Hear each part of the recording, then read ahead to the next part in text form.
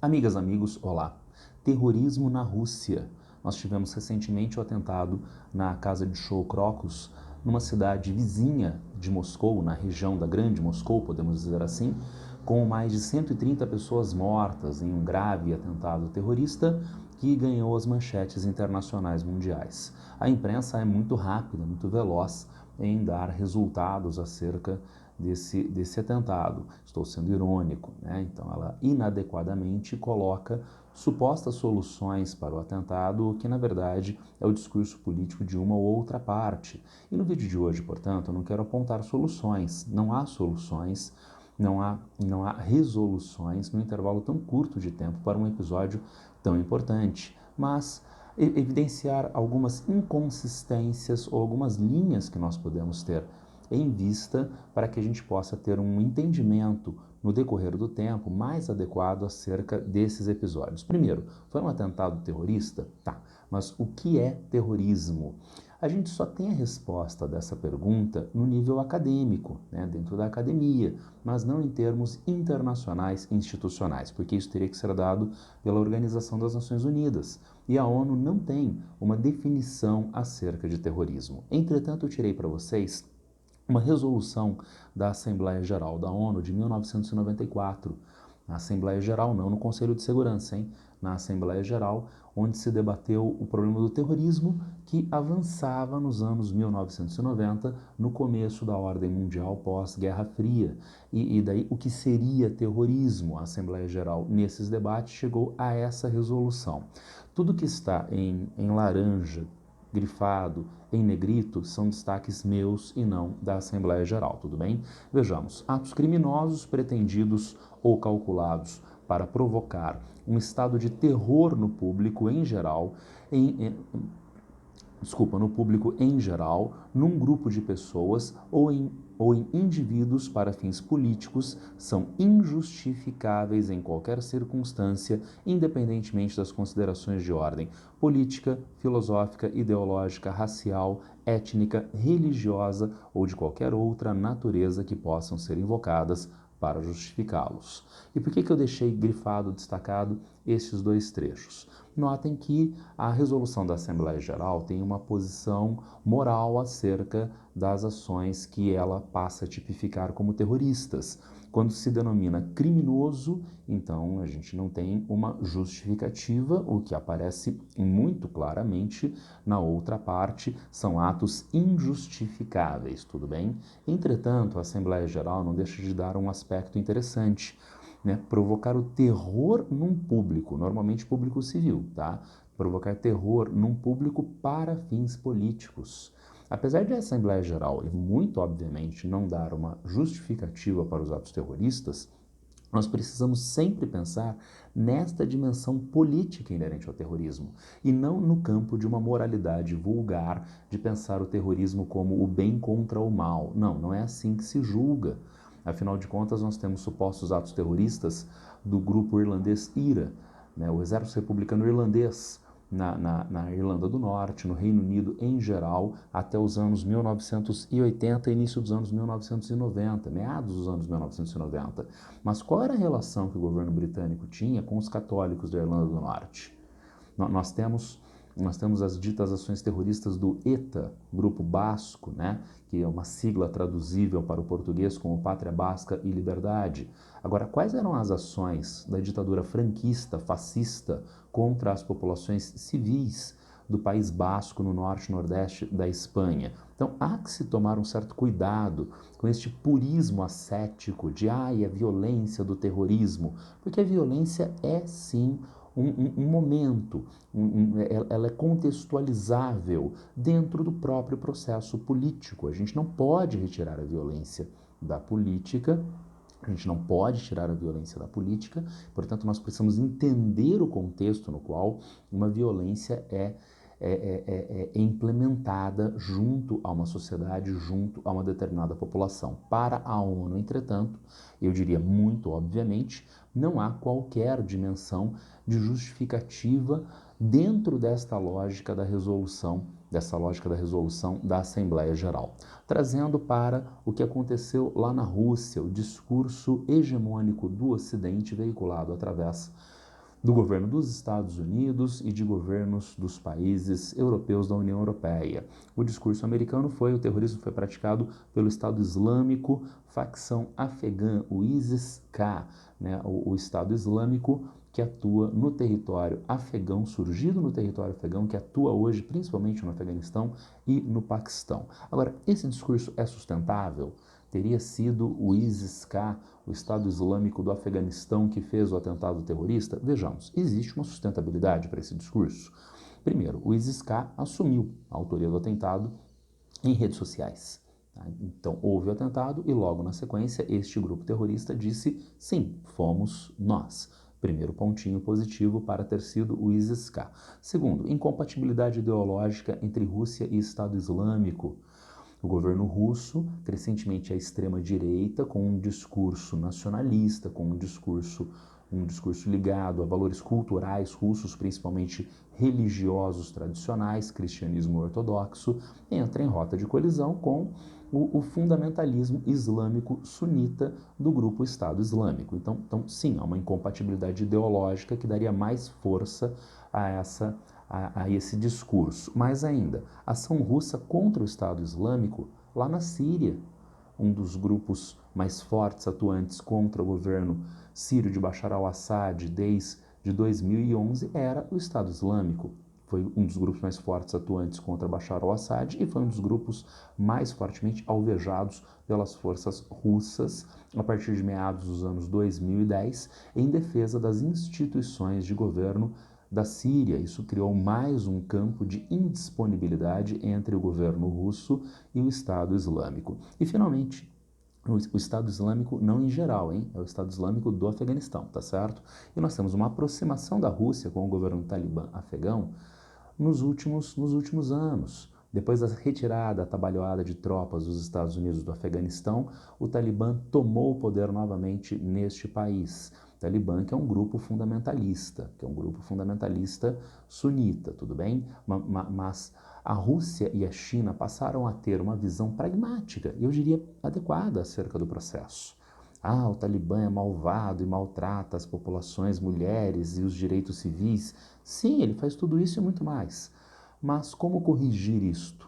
Isolando o Afeganistão no cenário mundial? Não, trazendo o Afeganistão para a comunidade internacional. É só assim que essas contradições domésticas, que essas inconsistências domésticas podem ser superadas mais facilmente. Era uma estratégia chinesa e russa. Claro, eles não fazem isso porque eles são bonzinhos, mas pelas rotas da seda da China que passam pela Ásia Central, passam pelo Afeganistão.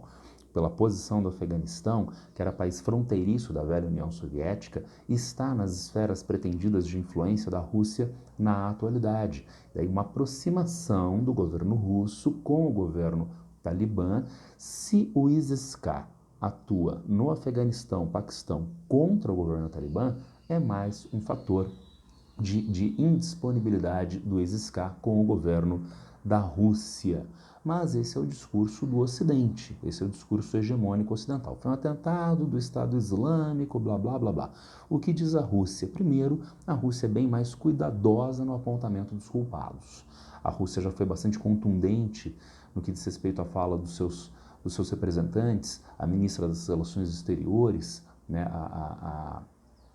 na verdade, a porta-voz do Ministério das Relações Exteriores, o presidente russo Medvedev, o presidente do Conselho de Segurança, né, o Medvedev, eles foram muito contundentes nas suas falas contra os eventuais ditos autores dos atentados, que eles pagarão, morte se paga com morte, e discursos bravatas como estas. Entretanto, quem foi? A Rússia ainda tem um certo cuidado para fazer esta indicação de redes de autorias, tá certo? E por quê? Porque há uma relação potencial com a Ucrânia. Qual relação potencial com a Ucrânia? Os terroristas, segundo a Rússia, teriam utilizado o território ucraniano para entrar no território russo e foram presos fugindo da região metropolitana de Moscou em direção à Ucrânia.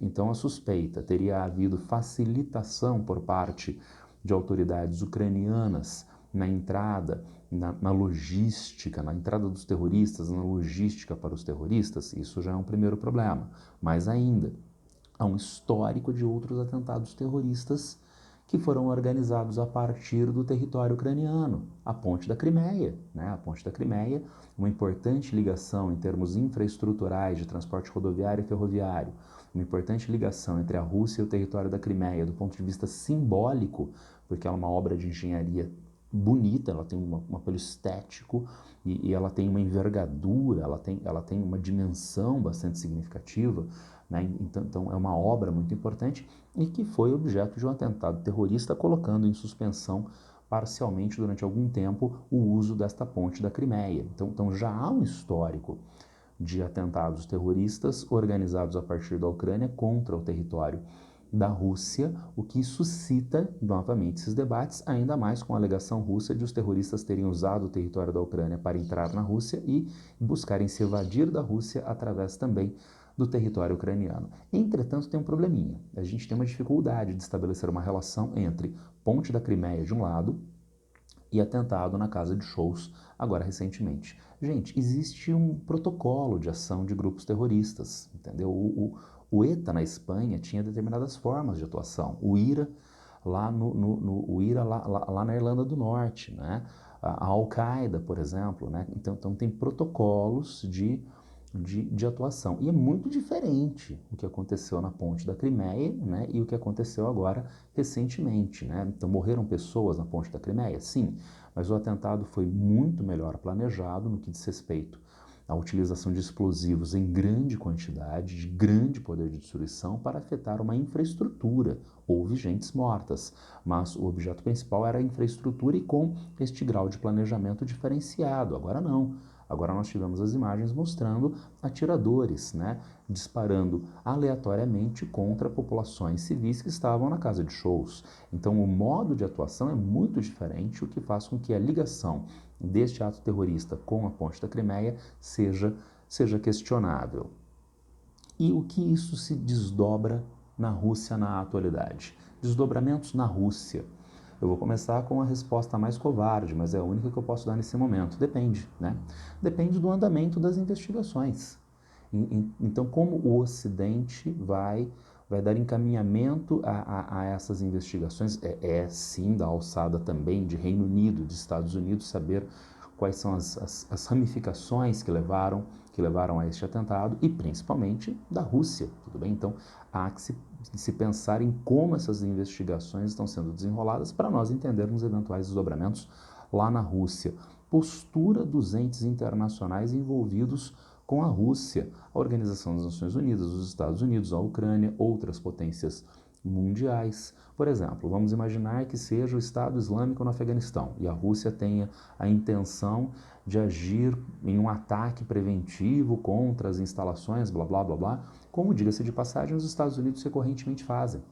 Qual vai ser a postura americana da União Europeia diante disto? Qual vai ser a postura da ONU diante disto?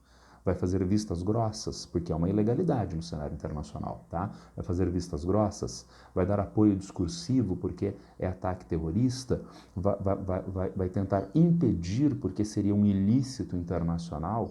Então nós precisamos averiguar como as potências mundiais, né, vão se desdobrar em relação a essas investigações e as eventuais ações da Rússia. Porém, pensando em desdobramentos lá na Rússia, gente, semana passada o Putin foi reeleito com quase 90% dos votos. Então tem gente falando, isso enfraquece o Putin.